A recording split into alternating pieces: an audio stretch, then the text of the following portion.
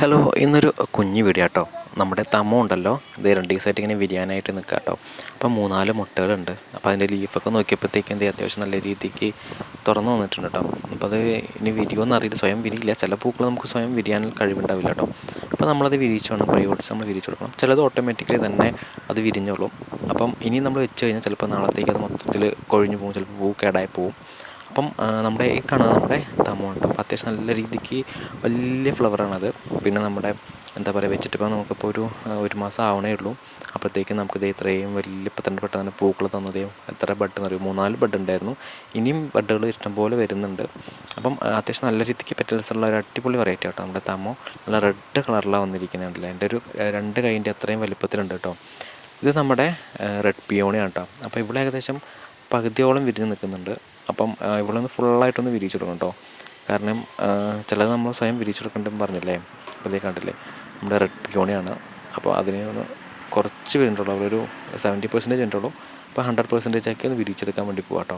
അതല്ലെങ്കിൽ ചിലപ്പോൾ നിന്ന് ചീഞ്ഞ് പോകാനുള്ള സാധ്യതയുണ്ട് കേട്ടോ.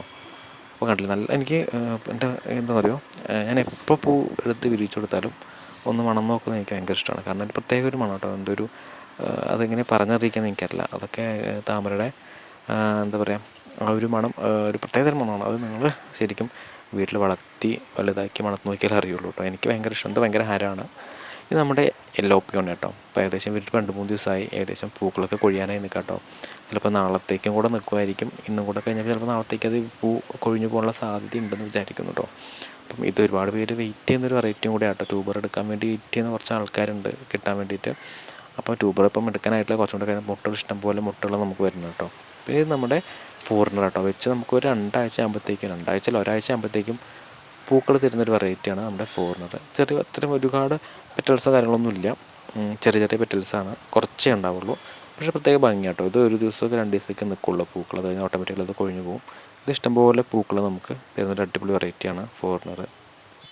പിന്നെ നമ്മുടെ ചാനൽ എല്ലാവരും സബ്സ്ക്രൈബ് ചെയ്യാൻ മറക്കരുത് കേട്ടോ. പിന്നെ ഫേസ്ബുക്കിലാണെങ്കിൽ ഫേസ്ബുക്ക് ഒന്ന് എല്ലാവരും നമ്മുടെ ചാനലൊക്കെ ഒന്ന് ഫോളോ ചെയ്ത് വയ്ക്കാം. അപ്പം ഇതാണ് നമ്മുടെ ഗാർഡൻ വരുന്നത് കേട്ടോ. കണ്ടില്ലേ, നമ്മുടെ റെഡ് പിയോണി നിൽക്കുന്നുണ്ട് അടിപൊളിയായിട്ട്. ഇപ്പോൾ ഫുള്ളായി വിരിച്ചപ്പോൾ നല്ല ഭംഗിയായിട്ട് കാണാനായിട്ട് കേട്ടോ. നമ്മുടെ തമ്മ നമ്മൾ വിരിച്ചു കൊടുത്തു. പിന്നെ നമ്മുടെ യെല്ലോ പിയോണി നിൽക്കുന്നുണ്ട് സെറ്റായിട്ട്. അപ്പം എന്താണ് ചെറിയൊരു കുഞ്ഞ് വീഡിയോ കേട്ടോ. അപ്പോൾ എല്ലാവരും വീഡിയോ ഫുള്ളായിട്ട് കണ്ടു എന്ന് വിചാരിക്കണം. കണ്ടെങ്കിൽ തീർച്ചയായിട്ടും ഒരു ലൈക്ക്, കമൻറ്റ്, ഷെയർ ഒക്കെ ഇടാം കേട്ടോ. അപ്പോൾ വീണ്ടും നമുക്ക് പുതിയൊരു വീഡിയോ കാണുന്നതായിരിക്കും. എല്ലാവർക്കും ബൈ ബൈ.